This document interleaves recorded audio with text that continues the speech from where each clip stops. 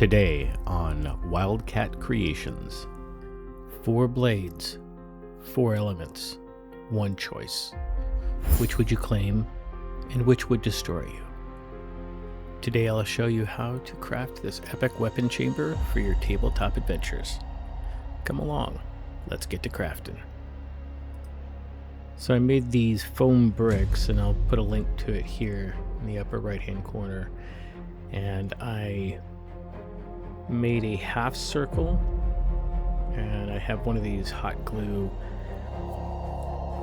bowls that heat up the hot glue, and it's easy just to dip it in.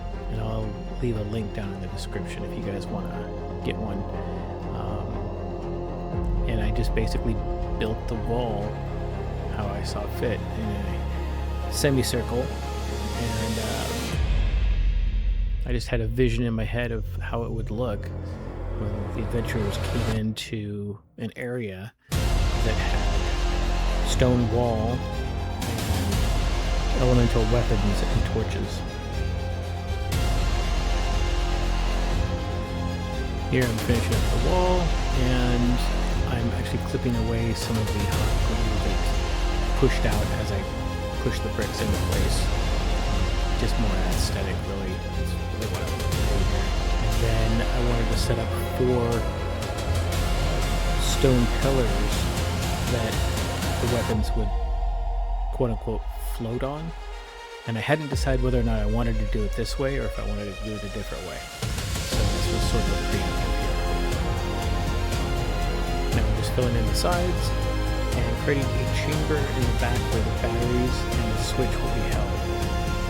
Later on I will cover that all up to hide it from any players in the adventure.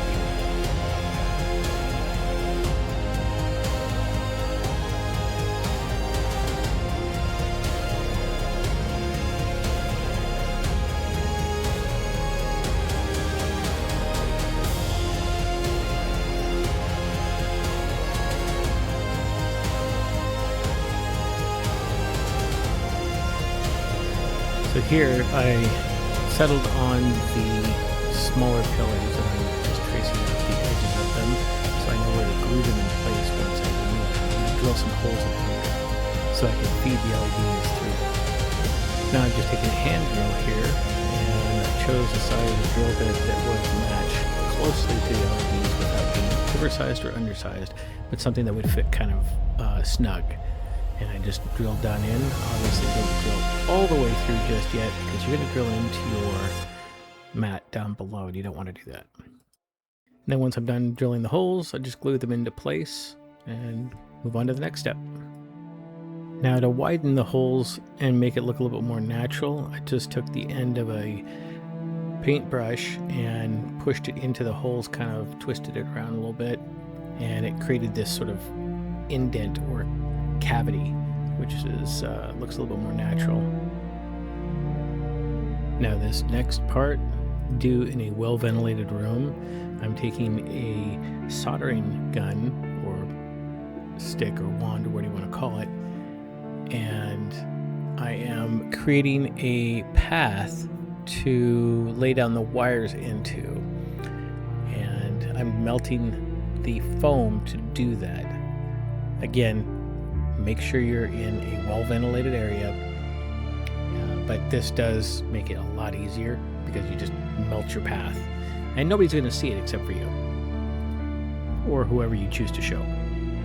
Like right now, I'm showing you.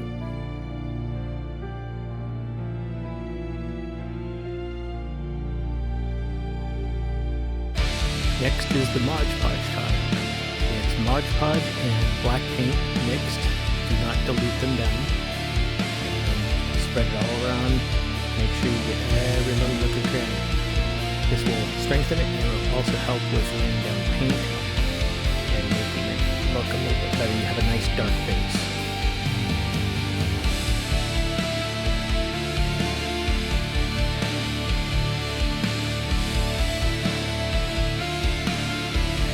Here I'm just running the lines for the LEDs, making sure I've got enough length and the wires to lay them down and feed them to the bottom there. still have enough to attach the LED and the batteries. It's time to make the torches. So I'm taking these flickering LEDs and I am going to put some hot glue on them.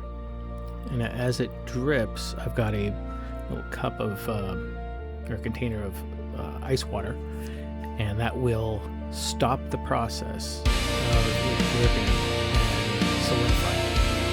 Do this a couple of times and it will make this flame effect. It's something I learned on Tabletop Witchcraft, and shout out to them because it is a really cool effect and it's super cheap to make.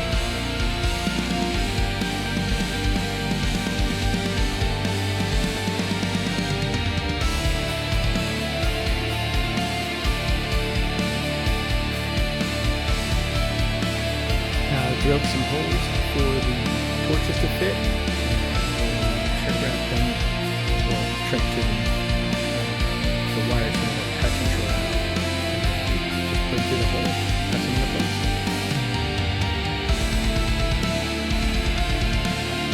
Now here I've already got it wired up, and I've got 3 batteries in place.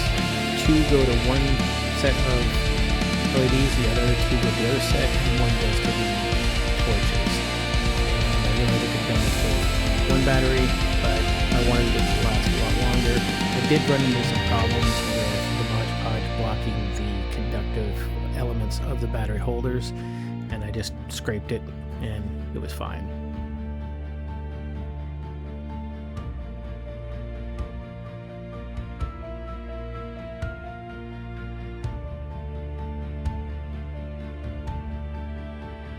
Once I tested that and it was all working, I went ahead and started to close up the chamber and form the bricks and everything to hide the batteries and the switch around it so that the players would not see.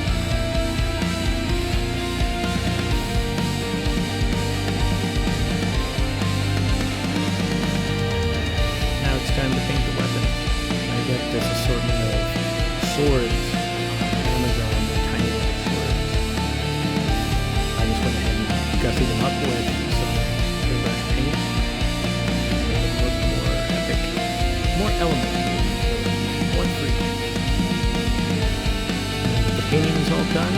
I went and took some toothpicks, painted the ends with Mod Podge in black, and then I UV resined them to the backs of each one of these to give it a floating effect when I push it into the foam above each of the LEDs.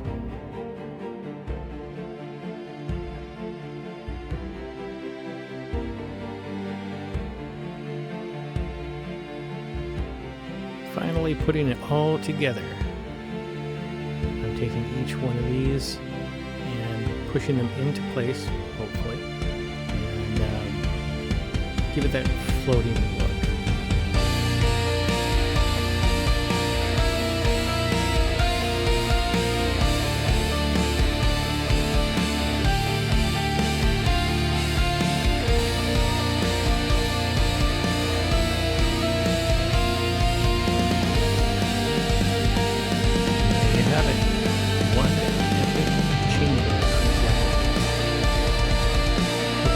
Enjoyed what you saw. If you did, hit that like and subscribe button if you want to see more of this content. Until then, I'll see you in the next video. Thanks for watching.